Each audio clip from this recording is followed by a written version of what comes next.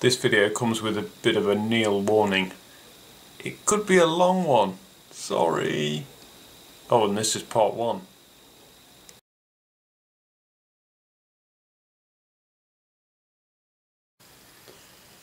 Hey guys, good morning. It's the 18th of November 2016 and it's Friday morning, a little past 8 AM. It's a very cool, cold, crisp morning out there, 3 degrees. I've just fired up the central heating and I've got my coffee to keep my hands warm. Okay, well, I hope everybody is well. I want to talk to you today about a drug that I've been taking for approximately 4 years, probably over actually, 4 to 4.5 years, called Pregabalin, or otherwise known as Lyrica. It's known here in the UK as Pregabalin. Well, certainly the doctor has prescribed it as Pregabalin, but I know that other countries call it Lyrica or Lyrica. It's a drug that helps alleviate neuropathic pain. So my journey with Lyrica started in 2012 when I had my second major MS attack, which left me with like lots of disability. For those of you that have been watching my videos, you will know that I suffer greatly with pains in my feet, pains in my legs, back, chest, but at the time it was my feet and legs. And I just had this second attack in like, I'm trying to remember dates, in February 2012, and I was getting a lot of major pains in my legs and feet, and I got this tightness feeling in my legs. I got burning. It's the burning nerve pain that sometimes, you know, I remember sitting on the settee just rubbing my legs, almost close to tears to be honest, because you just can't cope with the discomfort and pain. Now I mean, I've actually got those similar sort of pains now, but I've adapted to them and I'm used to them. But when you start with these sort of MS pains, or you know, it can occur with fibromyalgia, that kind of thing, or other sort of, you know, diabetes can cause sort of stuff like that. You know, they prescribe these drugs for those conditions also, and others. But so when you start with these pains, it's like all new, it's frightening, fear kicks in, a lot of emotions, okay?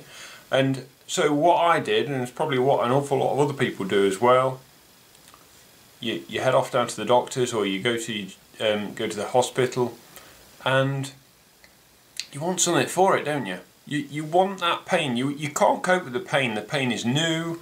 You don't know what to do. You can't cope with the feelings, and you need something to like numb it or dull it or get rid of it completely. So you go to your doctors. That's what I did. You know. Sorry about that. Right, so what I did was I went to see my GP. She was a lovely doctor and she prescribed me Pregabalin. And I thought at the time, I wasn't sleeping at night, my pains in my legs were horrendous. So I thought I will take anything that will help with this. So I started taking Pregabalin, so that's my phone. I started taking Pregabalin. I was really reluctant to take this drug. I didn't want to take it because I knew the effect it had and how it works. It's actually an anti-epileptic drug, and the way I understand it works is I describe it like a dimmer switch, like a dimmer switch, a light dimmer switch. So you take this drug and it just turns down the electrical activity in the brain. It just calms it, just turns it down slightly, and so, you know, the lights go dimmer in the room kind of thing, but not too much. And the effect that has is the nerves all calm down. Oh, that's just Molly. So, you know, the theory is, and the effect it has is the pain, the nerve pains calm down to like a manageable level. So I started taking, well, I got these drugs and I didn't want to take them. And so I've got a feeling this is going to be a long video, so I might split it into two. I've got quite a lot to talk about this, so hopefully you're still with me and you'll listen to the end, because I've got quite a significant announcement to do with this drug actually. I don't know if it's an announcement, it's just something I've done I'm really happy about. Probably guessed by now. Where was I? Well, you've distracted me. Okay, so I woke up one night, I was in tremendous pains with my legs. It was absolutely horrendous. I said to my wife, that's it, I'm going to take the first tablet. And I came downstairs, it was middle of the night, I took the first tablet. Didn't really notice anything, apart from the next day I felt like I was drunk. And, you know, we're talking, hello? Molly's joined me, thank you. Yes, you like to get on the videos, don't you? So these tablets make you feel seriously drunk when you first start taking them. So, thank you, Molly. That's enough, you've had your breakfast. So, sorry guys. So I started taking one every day. 75 milligrams these tablets are. The pains, it didn't really have an effect on the pain, and obviously I'm trying to remember back 4 years. So I increased to 2. One in the morning, one at night. 150 milligrams. Still no significant change in pain. As far as I could recall, perhaps a little bit. It probably just took the edge off it. So had another tablet in the morning, 2 in the morning, 1 at night, and then eventually I'm pretty damn sure I was on 2 in the morning and 2 at night. That's 300 milligrams, and the max dose is 600. And I even think at one particular point I might have gone on to 375 milligrams, but I'm pretty sure that was the most I'd ever taken. Now, when I was on the higher dose of this Lyrica Pregablin drug, side effects, I started to get some pretty goddamn frightening, weird side effects. I can tell you that now. But the worst side effect of all, which made me really considerably reduce the dose, was I can be... okay, it's a little bit personal, sorry guys. But I don't mind sharing with you. I can be sitting watching TV. I don't feel like I need to go to the loo. For once this is. And all of a sudden, it can feel like the gates are going to open. And I have absolutely got no control whatsoever. So, it felt like I was just going to wet myself. Sorry. Not nice. Really, really frightening. I got this really strange feeling. It just come on very quickly and I dashed to the loo. I didn't, and I never did wet myself, but it felt like it did. So when I mentioned this to my MS specialist, she says, oh yeah, that's the MS. Neil's not convinced. Now, I have got a very analytical brain, and I break things down and I research things, and I you know, we've all got Google, haven't we? And I do a lot of reading, and I'm very careful with these drugs.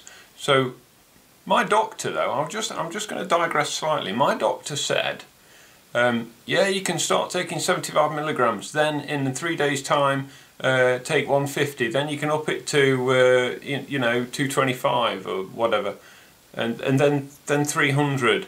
And you can keep upping the dose until you get to maximum 600. Now, some people, and I'm not knocking them at all, some people will just follow their doctor's advice religiously. They will think they're doctors, they are like the god of medicine, they're the doctors, we need to do what they say because we've got this condition, they know best, we'll take the medication. Do you know what I mean? You know where I'm coming from? Is there anybody out there that feels like that? You know? Personally, I'm not like that. For me, and I'm not giving out any kind of advice or anything like that, but for me, what I do is you got to start on the lowest dose, haven't you? And then you've got to work it up. You've got to start on the lowest dose for like a week or two, and then you've got to just increase it slowly and try and get a balance between your pain and the medication and the side effects and that kind of thing. But the doctor, she just sort of said, well, you know, you can just increase after so many days, and so many people would do that, wouldn't they? You know, they perhaps wouldn't think quite like I would, you know, and do it slowly. They think, do what the doctor says. They know best. Well, I've come to realise that they don't know best. You know best yourself. You with me? You do. It's you that knows best, and you've got to achieve that balance. I told you this was going to be a long video. I feel like I'm having a rant. Sorry, guys. But I really have got a lot to cover on this drug, Pregabalin. So where did I get to before I digressed? Yes. Okay, I was on a high dose. And I'm there watching TV and I'm feeling like the gates are going to open and I'm not going to make it to the bathroom in time, and it is the most horrendous, frightening, scary feeling. You know, MS really does cause a lot of bowel and bladder issues, and like I say, my MS specialist said that's the MS. I said, no, I think it's the high dose of Pregabalin. She says, no, it's definitely the MS. This was going back a few years. I says, well, since then, I've tapered off the high dose of Pregabalin, and the horrible needing the feeling for the loo, the gates are going to open on their own kind of feeling, has gone. Okay? And that's since I reduced the drug. It's gone. So, I never went back to that high dose, and this is going back to 2012, 2013. I never went back to that high dose. I always remained, I think I was on 150 milligrams, a tablet in the morning, a tablet at night for quite a while.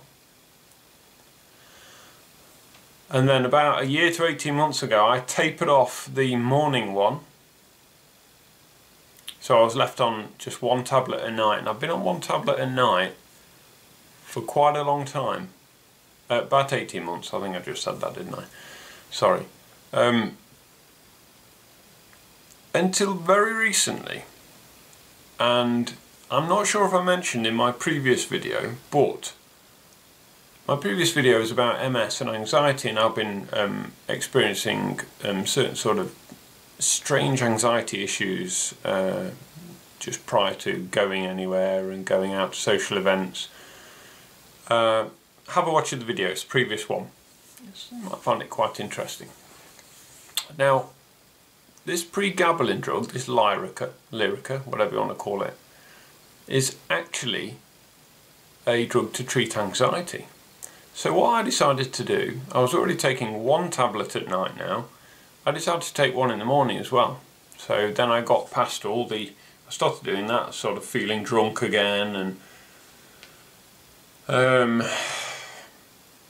that took about 3 days to sort of get into my system and me get accustomed to it. But it didn't really make any effect whatsoever on the anxiety.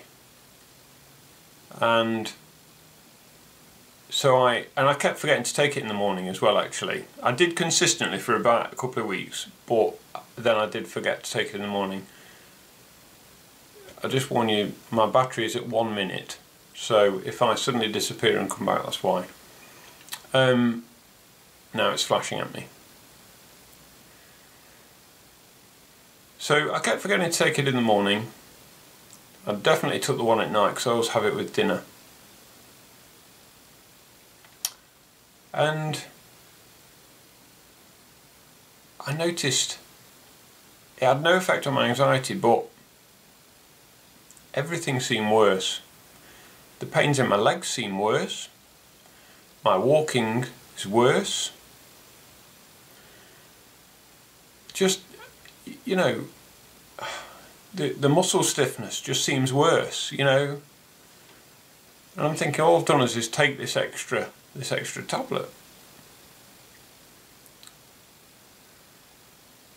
So I'm going to have to go and put this on charge. Sorry guys. Hey there, thanks for your patience guys, I am back. Camera's on charge now. I think in future I'll just plug it in and leave it. Right, okay, where was I? I was talking about Pregablin and the effects it was having over the last couple of weeks to try and help with anxiety. And don't believe it's had any effect whatsoever on anxiety, not certainly at this low dose, and I'm not prepared to take it at a high dose. But, like I say, it did have an effect on my pain and walking. I have a theory. I think this Pregabalin is responsible for enhancing a lot of my symptoms, my MS symptoms. Okay, it is used as a drug to calm down electrical activity and to sort of help reduce nerve pain. And it's probably doing that a little bit, but it's having a big effect on other areas of my body and other MS symptoms.